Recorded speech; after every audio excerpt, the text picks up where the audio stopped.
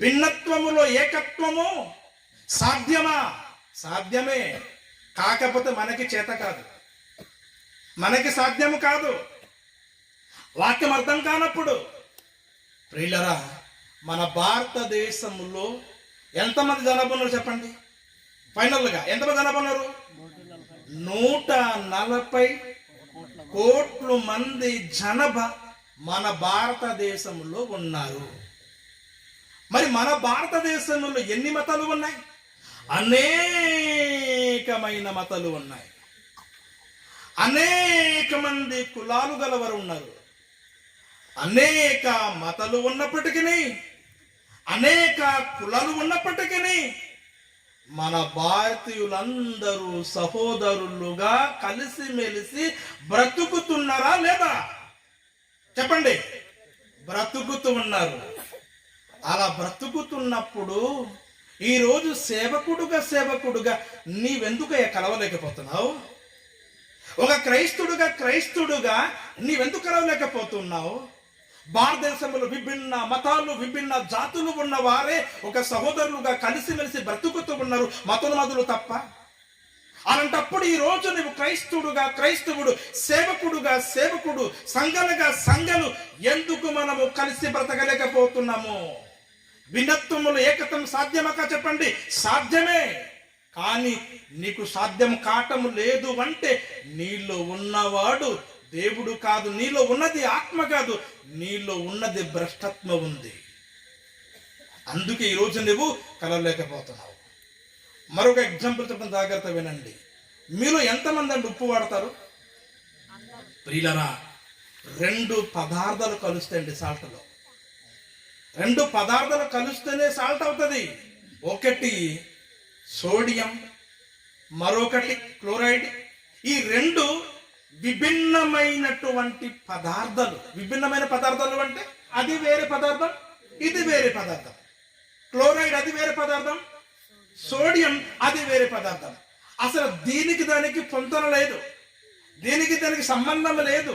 అది ఇది ఒకటి కాదు, అది ఇది ఒకటి కాదు, అది ఇది ఒకటి కానిది 2 విభిన్నమైనటువంటి పదార్థాలే కలిసి ఉప్పుగా మారి మనకు రుచి ఇస్తూ ఉన్నప్పుడు ఈరోజు నేను ఎందుకు కలవలేకపోతున్నావు?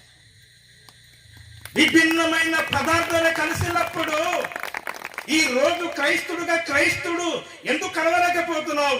సేవకుడు ఎందుకు కలవలేకపోతున్నావు? భిన్నత్వములో ఏకత్వము సాధ్యమా? చెప్పండి. సాధ్యమా? సాధ్యమే. సామెతల గ్రంథము 18వ అధ్యాయం ప్రియులారా, మొదటి వచనం వేరుండగోరువాడు స్వేచ్ఛానుసారుడైనటువంటి మనుషుడు అట్టివాడు లెస్సైన జ్ఞానమునకు విరోధి. లస్సి కాదు, బజార్లో 10 రూపాయలు లస్సి కాదు. లెస్సైన జ్ఞానము అంటే పరిపూర్ణమైన జ్ఞానము. ఏంటి చెప్పండి? పరిపూర్ణమైన జ్ఞానము. బైబిల్లో కయ్యను ఉన్నాడంటే కయ్యను ఉందనేసాడట. కయ్యను వేరు, కయ్యని వేరు. లెస్సైన జ్ఞానం అంటే ప్రియులారా పరిపూర్ణమైనటువంటి జ్ఞానమునకు విరోధి అంటే అర్థమేంటి? మరొక భాషలో శత్రువు. ఎవరు? వేరుండగోరువాడు. మాది ఎబ్రోను సహవాసము, మేము ఎవరితో కలవము, మేము పెంతుకోసు సహవాసము, ఎవరితో కలవము. అందుకే మాకు గాజులు ఉండవు, అందుకే మాకు ఉంగరాలు ఉండవు. కానీ ఖచ్చితంగా మేము మాత్రము మేకప్ వేసుకొని టీవీల్లో మాత్రం ప్రసంగాలు చేస్తాము. అంతే కదండి? పెంతుకోస్తు అని ఒకనప్పుడు ఏముండేది కాదు. ఇప్పుడు మాత్రం ఇవన్నీ వేసుకోరు. కానీ మేకప్ టోటల్గా. సినిపిల్లో ఒక హీరోయిన్ కూడా అంత మేకప్ ఉండదు. కానీ ఈ అమ్మగారు ముస్తఫా వడానికి భర్త నెలకి ఖచ్చితంగా ఒక 500-1000 రూపాయలు ఖర్చు పెడతాడు. ఈ పెంతుకోస్తలు అంటారు, మాకి పరిశుద్ధాత్మ ఉంది, మీకు పరిశుద్ధాత్మ లేడు గనుక మేము ఎవరితో కలవమని వీడు అంటాడు. బాప్టిస్టుడు అంటాడు, మేము ముంచుతున్నాం రా, మీరు ముంచటం లేదురా, గనక మీకు మాకు సంబంధం లేదు. ఈ సంస్థలు వచ్చి సేవకులకు విడగొట్టేయండి, ఈ సంస్థలు వచ్చి సేవకులకు విడగొట్టే. వాడు ఇచ్చేది కేవలం 500 1000 రూపాయలు ఇస్తాడు. ఆడంటాడు, కండిషన్ పడతాడు, నేను ఎవరితో కలవకూడదు. యోహాను సువార్త 17:21 వచనం, నాయందు తండ్రి నాయందు నీవును నీయందు నేనును ఉన్నలాగున వారును మనయందు ఏకమై ఉండవలెనని వారి వాక్యము వలన నాయందు విశ్వసించిన వారందరూ ఏకమై ఉండవలెనని వారి కొరకును ప్రార్థించుచున్నాను. చూసారండి ఎంత మంచి మాట అండి. విశ్వసించిన వారందరూ అన్న మాట ఉంది, అక్కడ ఉందండి. మీ బైబిల్లో ఉందా? విశ్వసించిన వారందరూ అన్న మాట ఉందా? ఉంది కదండి. లేక కొందరు అనేసి ఉందా? ఏమో నాకు ఎలా కనిపిస్తుంది, కొందరులాగా అనిపిస్తుంది నాకు. Very good. అందరూ, కొందరు కాదు, విశ్వసించిన వారందరూ.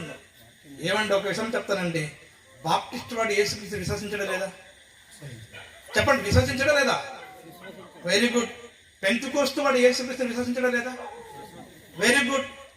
అదేవిధంగా ఆర్సన్ వాడు యేసు ప్రభుని విశ్వసించడం లేదా? ఓకే, విశ్వసించాడు. అదేవిధంగా హెబ్రోన్ వాడు యేసుక్రీస్తుని విశ్వసించడం లేదా? విశ్వసించారు. ఓకే, అదేవిధంగా మెథడిస్ట్ వాడు యేసు ప్రభుని విశ్వసించడం లేదా? విశ్వసించాడు. చర్చ్ ఆఫ్ క్రైస్ట్ వాళ్ళు యేసు ప్రభుని విశ్వసించరు లేదా? విశ్వసించారు. మీరు విశ్వసించరు లేదా? యేసు ప్రభుని విశ్వసించారు. ఇలా ఆలోచిస్తే ప్రపంచములో ఎంతమంది అయితే యేసుక్రీస్తు వారిని విశ్వాసం ఉంచారో వారందరూ కూడాను ఏకమై ఉండాలి అని పరలోకమందున కన్న తండ్రి అయినటువంటి దేవునికి మన లోకరక్షకుడైన యేసుక్రీస్తు వారు ప్రార్థన చేశాడు. ప్రియులరా, ఆయన ప్రార్థన చేసి ఈ రోజుకు నేటికి ఎన్ని సంవత్సరాలు అవుతుంది చెప్పండి? 2023 సంవత్సరము. ఇది ఏ నెల? ఇది అక్టోబరు 10వ నెల తారీఖు 24. ఏ రోజు? మంగళవారము రోజు. అంటే ఇన్ని కాలం అవుతుంది యేసుక్రీస్తు వారు ప్రార్థన చేసి ఏమని? నా యందు విశ్వాసం ఉంచిన వారు లోక రక్షకుడుగా, దేవుని కుమారుడుగా, పాపులను రక్షించే రక్షకుడుగా నన్ను ఎవరెవరైతే విశ్వసించారో వారందరూ కూడాను ఏకమై ఉండాలి అని ప్రార్థన చేస్తే ఆ ప్రార్థన ఫలిస్తుందా? ఈరోజు ఆ ప్రార్థన నెరవేరుతుందా నీలో?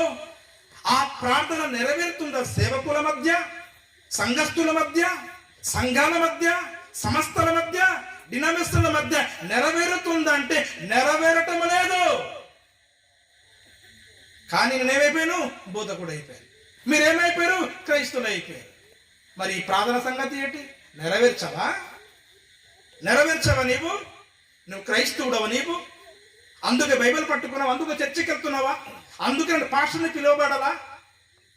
తప్పు చేస్తున్న మనము, చాలా రాంగ్ స్టెప్ లో ఉన్న మనము, దేవుని వాక్యానికి చట్టానికి వ్యతిరేకంగా ప్రవర్తిస్తున్న మనము. ఎందుకు కలవటంలో చెప్పమంటారండి? రిజల్ట్ అసలు ఎందుకు కలవటంలో చెప్పమంటారా? ఎవడు కలవాడు ఎందుకు కలవటం లేదో పైన ఒక మాట. ఎఫెసీ పత్రిక క్లోజ్ చేస్తున్నాను, 4వ అధ్యాయము 1వ వచనం. ప్రియులారా, 1వ వచనం ఎఫెసీ పత్రిక 4:1 వచనం. కాబట్టి మీరు సమాధానమును బంధము చేత ఆత్మ కలిగించు ఐక్యమును, ఇక్కడ అండర్లైన్ చేసుకోండి, ఆత్మ కలిగించు ఐక్యము. What wonderful. తిరుగులేదండి. సమాధాన బంధము చేత. మనది ఏ బంధం అట? సమాధాన బంధము, రక్త బంధము కాదు, తల్లి బంధము కాదు, తండ్రి బంధము కాదు, భార్య బంధము కాదు, అన్నదమ్ముల బంధము కాదు, స్నేహితుల బంధము కాదు, బంధువుల బంధము కాదు. మనది అసలు సిసలైనటువంటి బంధము సమాధాన బంధం. కానీ ఈరోజు క్రైస్తుల మధ్య సమాధానము లేదు, సేవకుల మధ్య సమాధానము లేదు, సంఘాల మధ్య సమాధానము లేదు. నీవు వేరు, నేను వేరు, ఒకరినొకరు తిట్టుకుంటున్నాము, కొట్టుకుంటున్నాము. అంటే మనలో సమాధానం అనే బంధము లేదు. కారణం ఏంటి చెప్పమంటారా? నీలో ఆత్మ లేదు. నీలో ఏం లేదు? ఆత్మ లేదు. ఆత్మ చేయవలసినటువంటి పనులు, ఆత్మ ఉన్నవాడు ఐక్యముగా ఉంటాడు, ఐక్యత కలిగి ఉంటాడు, కలిసి ఉంటాడు, కలిసి మెలిసి దేవుని పనులలో, దేవుని కార్యక్రమాలలో కలిసిమెలిసి ఉంటాడు. ఆత్మ ఉన్నవాడు, పరిశుద్ధాత్మ హోలీ స్పిరిట్ ఉన్నవాడు కలిసిమెలిసి ఉంటాడు. నీలో ఆత్మ లేదు గనుకనే కలవటం లేదు, ఆత్మ లేదు గనుకనే ప్రేమతో పిలిచిన రావటం లేదు. అంటే నీలో ఉన్నది ఆత్మ కాదు, నీలో ఉన్నది దురాత్మ, నీలో ఉన్నది భ్రష్టాత్మ గనుకనే నువ్వు కలవనివ్వవు. నువ్వు నీలో పనిచేస్తుంది దేవుని ఆత్మ కాదు. నిజంగా దేవుని ఆత్మ నీలో ఉంటే కలుస్తావు, ఏకమవుతావు, కలిసికట్టుగా జీవించగలవు నీవు.